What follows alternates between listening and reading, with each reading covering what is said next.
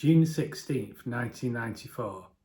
2 months after Kurt Cobain was found in his greenhouse, another member of his inner circle was found in a bathtub, her bags packed and apparently ready to leave Seattle forever.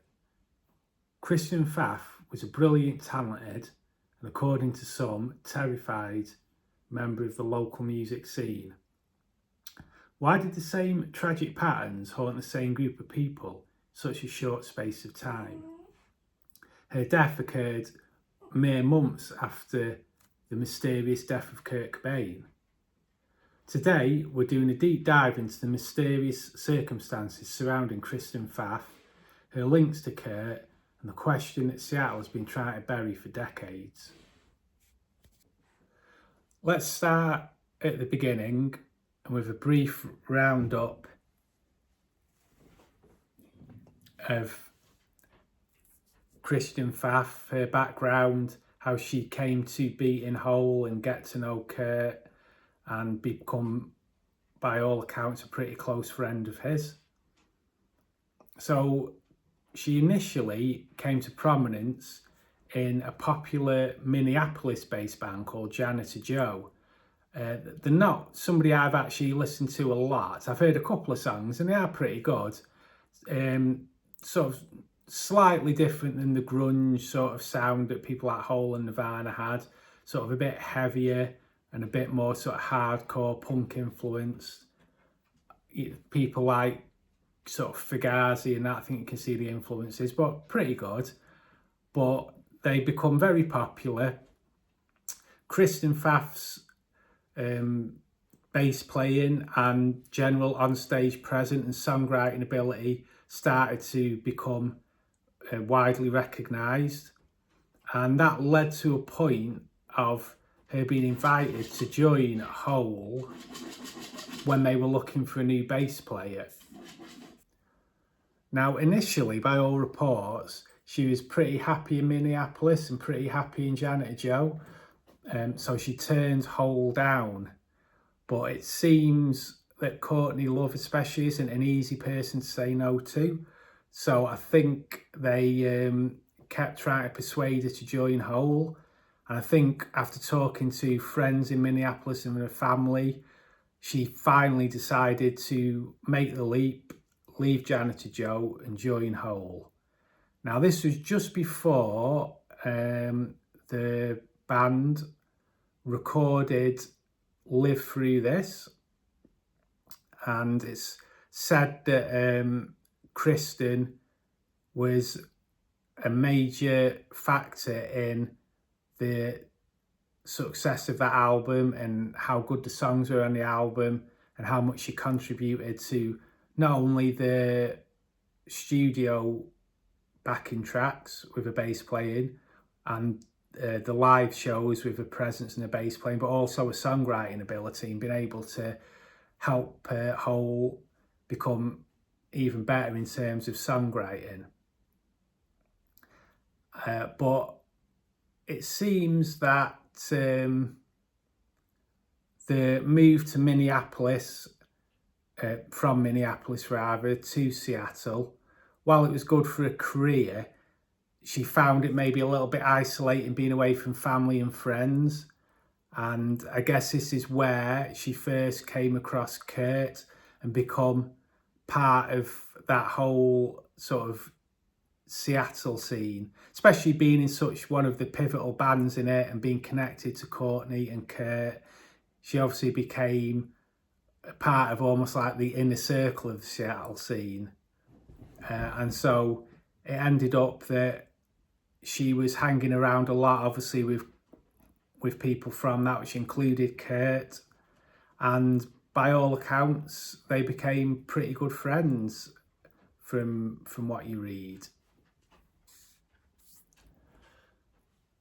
So after she'd been in Hole for a while and had recorded Live Through This and had toured, and she'd been based in Seattle for a while, it seemed that she became just fairly unhappy with life in the band and in Seattle in general.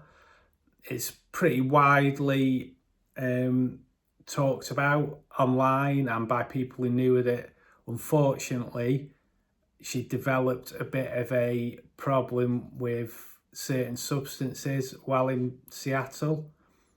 So she, I think, came to the conclusion that to help get away from that and to get back to a place where she's probably just a bit happier personally and in a career, she was going to actually leave Hull, move back to Minneapolis, and I think probably the plan was, from what I've read, to just rejoin Janet Joe and just to almost go back to where she was pre-Hull. And so that's sort of the general background to her death. And now we'll get on next to her death and also why it's so mysterious, and then probably look deeper into links with Kurt. So when it comes to the death of Kristen Pfaff itself, what we do know from what I've read online and just researching it is that she, I think, moved back to Minneapolis as planned, but then needed to go back to her apartment in Seattle to just get all the stuff out of there, because I think she must have left in a hurry and not done that at the time. Now, by all accounts, she drove a U-Haul truck down there with a friend from Minneapolis who was going to help her pack up and I think share the driving, that type of thing. So they got back to the apartment, and I think the plan was for it to be a bit of a quick in and out. She didn't really want to meet any of her old friends. She didn't really want to know anyone from Seattle to know she was in town. She wasn't really interested in spending a lot of time there. I think from all accounts, from what I've read, the plan was just to get down there, load up as quick as possible and get back.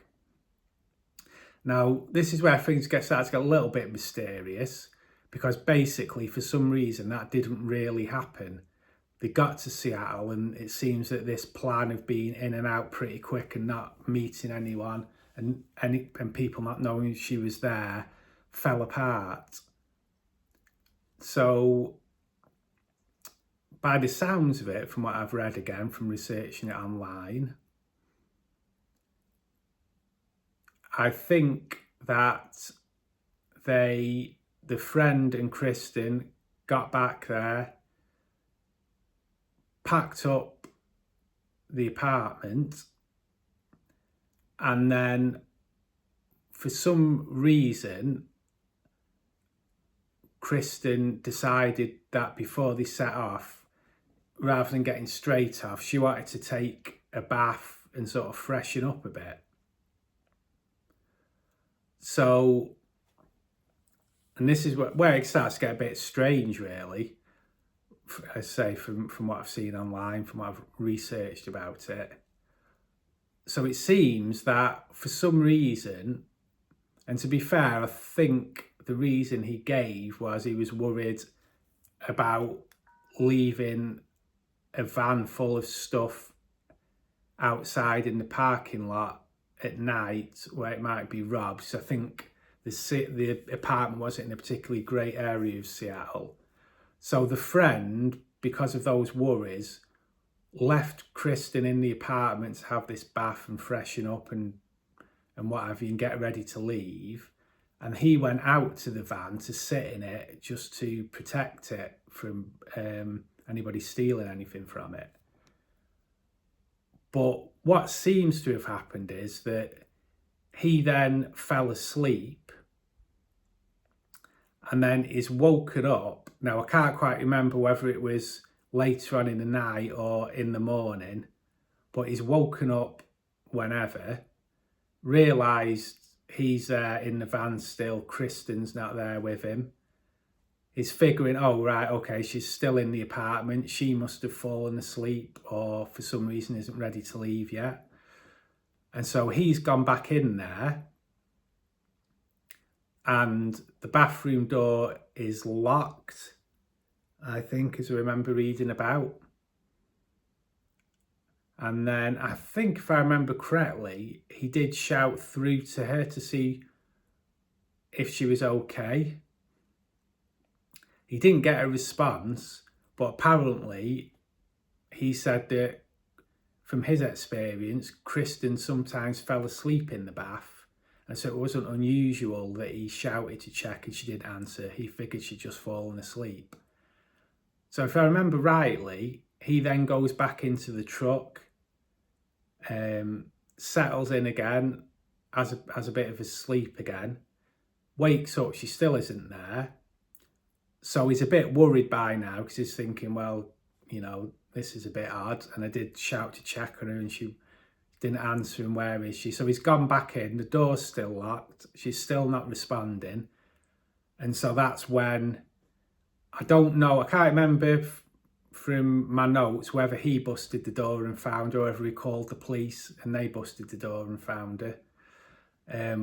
But whichever way it was, eventually the bathroom door gets busted down. Fortunately, she's found dead in the bathtub with a load of drug paraphernalia on the floor of the bathroom, apparently dead from an overdose. So the big question is, considering this is a channel about Nirvana, how does all this link to Kurt? Well, we've already mentioned that Kristen Pfaff was a friend of Kurt's by all accounts, somebody who he knew and he'd hung around with a bit and was part of the same social circle. So you've obviously got those links there, the social links. The other obvious one that stands out is that they both died in mysterious circumstances. Obviously with Kurt, we know the circumstances that surrounded his death and still the questions that remain unanswered about that. But by the same token, when you look at the death of Kristen, there's a lot of things there that seem similarly mysterious and seem to raise questions when you look into it a bit deeper. So you've got the link there, and it is a bit odd for two people from the same social circle, from the same music scene, to die in similarly mysterious circumstances. I know the method of death, if you like, was a slightly different, but even with that, obviously with Kurt, you had the element of him having the apparent overdose before he shot himself, which is still one of those things that seems impossible, but that's talking more about his death. But you had the overdose angle to his death, and obviously that was the given reason for Kristen Pfaff's. So there's a clear link there between them.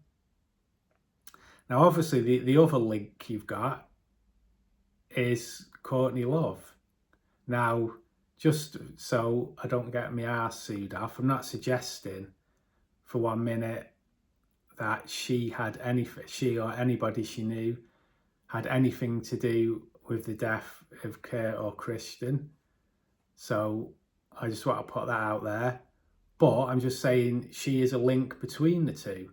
Obviously married to Kurt, bandmate and apparent friend of Kristen. So you do have that link there. To be fair, in the same way that there's a lot of people they both knew. You know, obviously, I think Eric Erlandson, the guitarist from Hole, was going out with Kristen Pfaff for a while and was somebody that Kurt was also friends with. So, you know, there's various links, but I guess because she's the most high profile and because of how close she was to both of them, Courtney is the obvious one that stands out. And again, I'm not suggesting she had anything to do with it, obviously. But we do know, if we're talking about Courtney Love and her relations with Kurt and her relations with Kristen, by all accounts from what people around say, certainly at the time that both deaths happened, things may not have been that great between Courtney and Kurt. You know, there's rumours that Kurt wanted a divorce, for example. And there's also similarly tales of Kristen and Courtney maybe not being on the best of terms. And that might be just because Kristen decided to leave whole and Courtney wasn't very happy, which is understandable. But I'm just saying there's that similar link there of sort of maybe not being on the best of terms with her.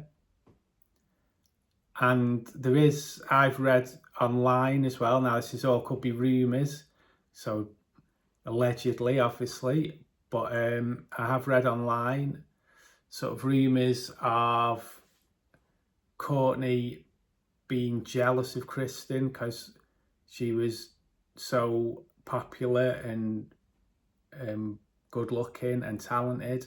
And also I think there's rumours that Courtney maybe thought Kurt and Kristen were maybe having some kind of closer relationship than friends. So that all sort of feeds into things maybe not being that rosy between them. And then the other link, I guess, is just the timings of the deaths. Again, it's very odd to have two people from the same social circle, two very, highly successful and highly regarded people as well, who had a lot going for them and a lot to live for, from both to die in such a short period of time is a link, and it's an unusual link. I think Kristen died on June 16th, 1994, which is only really just over 2 months after Kurt died. Now, you could obviously make the argument that, and I think it has been reported that Kristen was very upset about Kurt's death because they were friends and she knew him quite well. So you could say, well, it was just down to that. She was just that upset that that's what prompted her to do what apparently she did. But it's still just an odd link, really, I think, just to have them both dying in such a short period of time. If you start to look at, well, maybe the official causes of death aren't correct, and you start to think about, well, maybe there's something else going on. Was whatever the real reason behind Kurt's death, what led to Kristen Pfaff's death? Was the motive for both the same? Whoever, if that is the case, it's only a theory, but if that is true, whoever was behind it, did they have the same motive? Was there something going on that Kristen and Kurt knew about, for example, that they needed to shut them up? Who knows? But it's just interesting when you think about all the links. Okay, guys, so that wraps it up for today, really. I'm not gonna be able to leave you with any easy answers on this and say, well, actually, this is what's behind Kristen Pfaff's death and these are the answers. Like Kurt's death, and as per the title of the video, it is a real mystery, and it's one that we haven't, I think, quite got to the bottom of yet. As with Kurt's death, I don't really go along with the official version of events with Kristen's death. Seems to me, when you look at it, there's more to it, and hopefully the truth will come out one day for her and her family. She was obviously a very talented musician, a very popular person. It's just a real shame that, whatever happened, she's no longer with us anymore, really. It's not only a loss to her family and her friends, but to music in general. So really, it's just a case of saying, was she a victim of the same environment that claimed Kurt? Or was her story a separate tragedy the industry was too eager to close the book on? Let me know what you think in the comments below. And if you really like the channel, consider subscribing. Thank you.